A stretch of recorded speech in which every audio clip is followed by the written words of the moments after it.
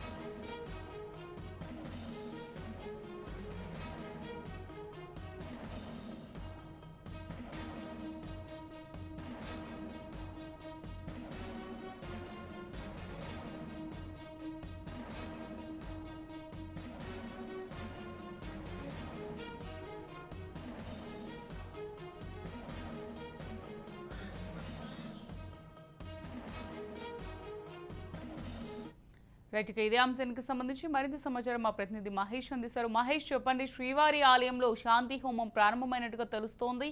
యాగశాలలో శాంతి హోమం ఈ రోజు రాత్రి వరకు కొనసాగనున్నట్టుగా తెలుస్తోంది. మరి భక్తులకు ఆటంకం కలగకుండా ఏ విధంగా ఈ హోమం అనేది జరిపిస్తున్నారు? దీనికి సంబంధించి పూర్తి డీటెయిల్స్ ఏ విధంగా ఉన్నాయి?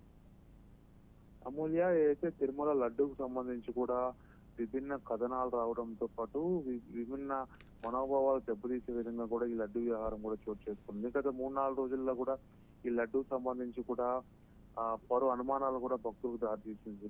సో ఈ నేపథ్యంలో ముఖ్యమంత్రి చంద్రబాబు నాయుడు ప్లస్ టీటీడీ ఆగమ సలహా మండలి ప్లస్ టీటీడీ ఈవో కూడా ఒక గట్టి నిర్ణయంకి వచ్చారు. ఏదైతే ఈ అపచారం జరిగిన దానికి కూడా టీటీడీ శాంతి హోమం చేసి సో భక్తులకు ఎలాంటి సందేహాలు లేకుండా కూడా దీన్ని ఈ ఇష్యూను క్లోజ్ చేయాలని టీటీడీ కూడా భావించింది. మరోపక్క ఉదయం 6 గంటల నుంచి కూడా 10 గంటల వరకు కూడా ఈ శాంతి హోమం కూడా శ్రీవారి ఆలయంలో కూడా చేస్తున్నారు. మరోపక్క ఈ హోమం సంబంధించి కూడా ఉదయం 6 నుంచి ప్రారంభమై 10 గంటల వరకు కూడా పంచగవ్యాలతో కలిసి సంప్రోక్షణ జరుగుతుంది. మరోపక్క లడ్డు పోటుతో పాటు అన్నప్రసాదాల పోటుతో కూడా ఈ కార్యక్రమం జరుగుతుంది. మరోపక్క 10 గంటల తర్వాత భక్తులకి దర్శనం కూడా కేటాయిస్తారు. సో నిరంతరం కూడా ఈ లడ్డూకి సంబంధించి కూడా నేటితో ఇది ఫుల్ స్టాప్ అవుతుందని చెప్పుకోవచ్చు. మనోభావాలకు దెబ్బతీయకుండా కూడా ఈ సంప్రదాయ అన్ని ఒక కల్తీ లో కూడా ఈ శాంతి హోమం వల్ల కూడా ఆ దోషం కూడా పోయే ఛాన్స్ కూడా ఉంది. అమూల్య.